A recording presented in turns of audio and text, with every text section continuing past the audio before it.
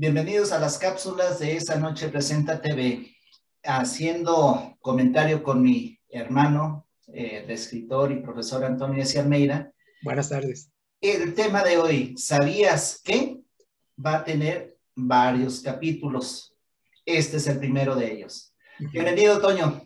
Muchas gracias, Jera, y gracias a todos nuestros distinguidos cibernautas, amigos, familiares y personas que nos ven. Agradecido infinitamente.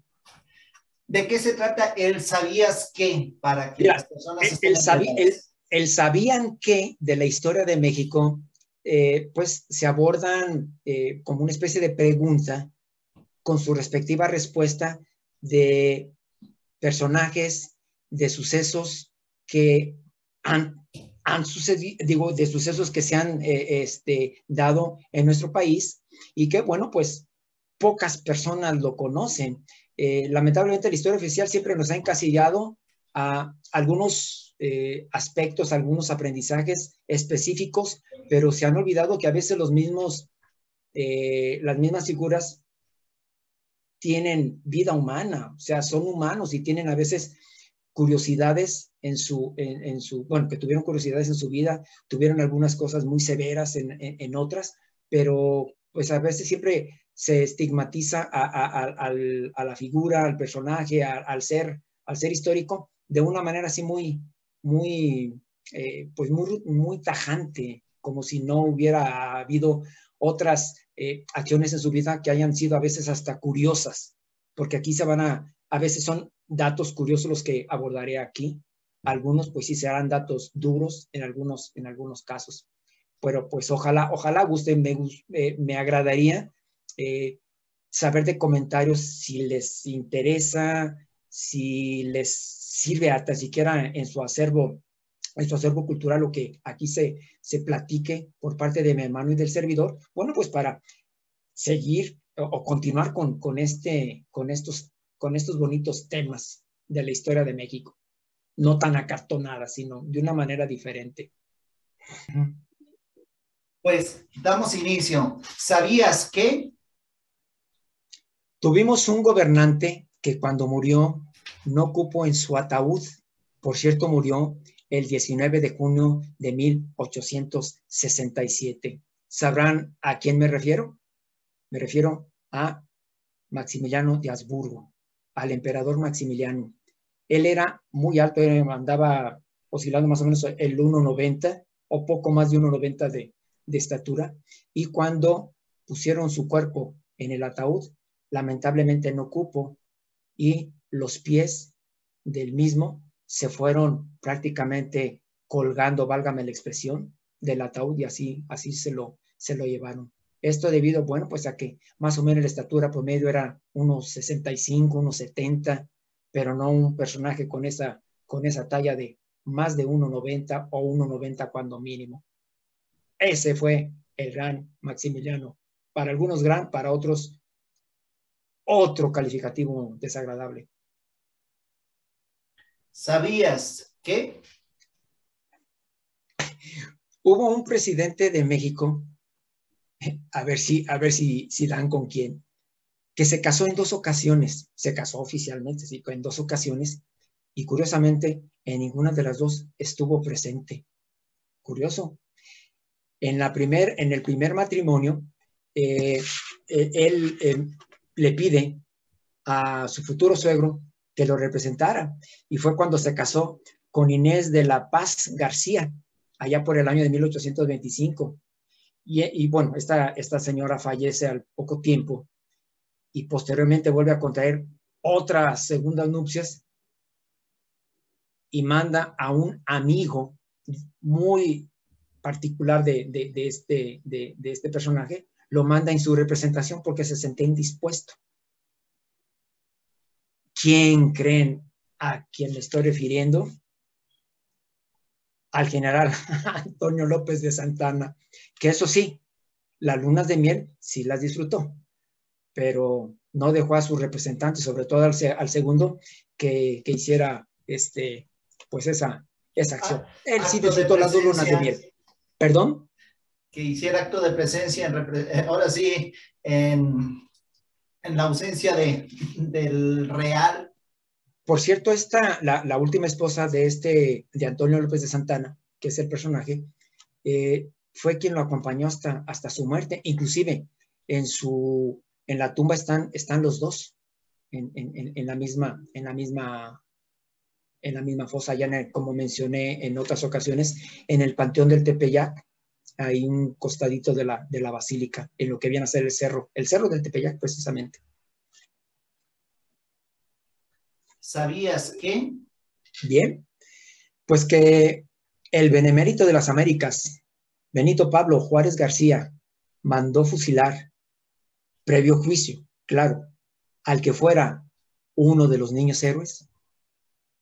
Bien, ¿cómo se da esto? Miguel Miramón, que fue el personaje a quien me refiero, que Benito Juárez mandó fusilar, estuvo en la batalla de 1847 contra el ejército de los Estados Unidos, misma batalla en la que participaron Juan Escutia, Agustín Melgar, Fernando Montes de Oca, Francisco Márquez, Juan de la Barrera, y entonces todos ellos, o sea, Miguel Miramón conoció y fue compañero de estos 6 niños héroes que oficialmente la historia le ha dado solamente, pues, ¿qué les diré? Un altar de la patria en cuanto a personajes relevantes se refiere. Miguel Miramón estuvo ahí en la batalla.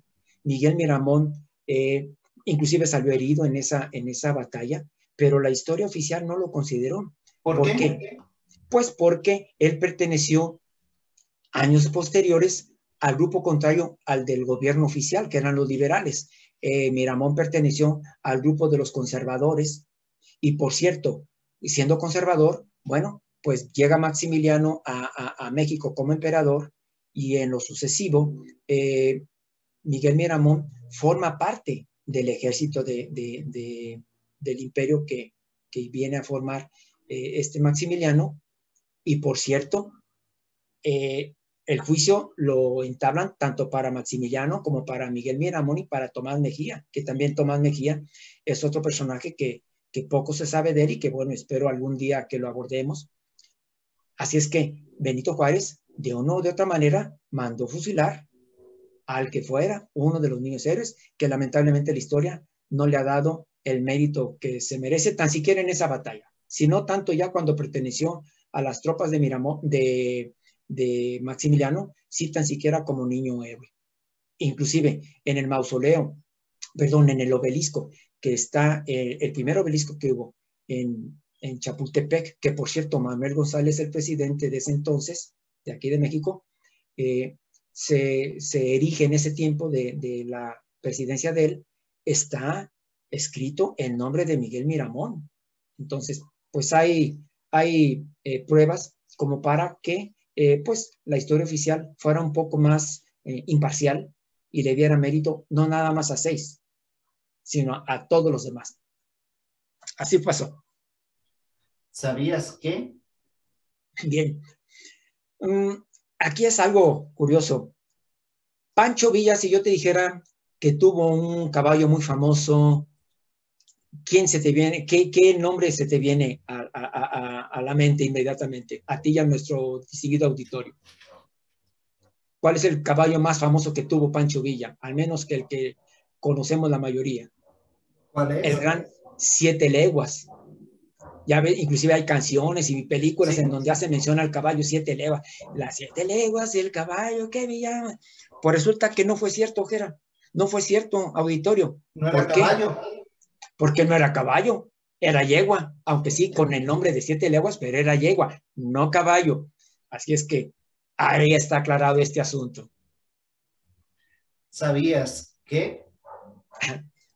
Hubo un revolucionario muy famoso, no quiero decir el nombre ya tan anticipadamente, hubo un revolucionario que yo creo que es el más conocido, el que más fama ha tenido y el que mundialmente más se conoce. No le gustaban las bebidas embriagantes, pero le encantaban las malteadas de fresa. ¿Saben a quién me refiero? Creo que lo acabamos de mencionar. A José Doroteo Arámbula. Mejor conocido como Pancho Villa. Le encantaban las malteadas de fresa a Pancho Villa. Tanto es así que cuando andaba, pues porque él combatió mucho allá en el norte de la República, pasaba al otro lado, o sea, a los Estados Unidos, a las poblaciones más cercanas en donde tenían este tipo de bebida, y iba a tomarse allá sus malteaditas de fresa cuando se lo permitían sus labores de gran caudillo revolucionario. Eso fue Pancho Villa. ¿Sabías qué? Tuvimos un presidente de México que fue un gran cantante de ópera y un virtuoso en el violín y un virtuoso en el piano. ¿Sabían de ello? Pues me refiero al presidente, que por cierto fue interino, Adolfo de la Huerta, conocido también como Fito. Él pues tenía esa cualidad, era un gran músico, un gran cantante de ópera, como mencionaba, y fue este presidente que más o menos por el año de 1920, poco antes de que Álvaro Obregón llegara a la presidencia, que él estuvo como presidente interino. Este fue el gran presidente de México, Adolfo de la Huerta. ¿Sabías qué?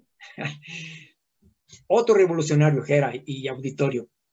Este revolucionario, contrario a lo que nosotros podríamos pensar, le fascinaba irse a tomar fotografías con, valga la redundancia, con fotógrafos profesionales. Iba hasta sus estudios o los contrataba para que le tomaran fotografías de manera particular fuera del estudio. ¿Saben a quién me refiero? ¿A quién? Al gran Emiliano Zapata Salazar, al oriundo de allá del estado de Morelos, el general Emiliano Zapata. ¿Sabías qué? Tuvimos un presidente al que le apodaron el Llorón. Ni se imaginan a quién.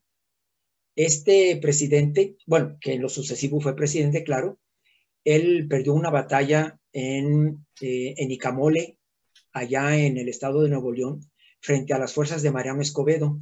En ese entonces este presidente andaba sublevado por ahí, andaba con conflictos, porque pues obviamente él quería la presidencia desde antes, aunque posteriormente se le dio y perdió. Y ante esa derrota le pusieron, porque lo vieron llorar, le pusieron el Llorón de Icamole. Me refiero al general Porfirio Díaz Mori. Otro personaje que da mucho de qué hablar. Mucho de qué hablar, Gera. Sí, ya por ahí tenemos un programa de la primera temporada en la que se aborda este personaje tan diverso y tan polémico también. ¿Sabías qué? Tuvimos un presidente de México que era 20 años mayor que la esposa, obviamente con la que se casó y obviamente con la que vivió durante muchos años y procrearon creo que 14 hijos. Mayor 20 años él que ella. Es el benemérito de las Américas, que se casa con Margarita Maza, quien, bueno, él le llevaba, como dije hace un momento, esa cantidad de años. ¿Sabías qué? Bien. Tradicionalmente la historia nos ha dicho que Lázaro Cárdenas expropió el petróleo, pero no fue cierto. ¿Por qué? Bueno, el petróleo constitucionalmente nunca dejó de ser de nosotros. Lo que Lázaro Cárdenas expropió no fue el petróleo, sino las refinerías, expropió, entre otros, los oleoductos, los edificios, los tanques de almacenamiento y expropió la extracción, pero no expropió el petróleo. Y normalmente se conoce como la expropiación petrolera, cuando no fue así. El general Lázaro Cárdenas del Río fue quien llevó a cabo este evento allá por el año de 1938 en marzo. Pues esta es la serie de ¿Sabías qué? Muchísimas gracias, Toño, y nos vemos en la siguiente cápsula. Hasta luego y muchas gracias. Lo mejor de la vida para todos ustedes.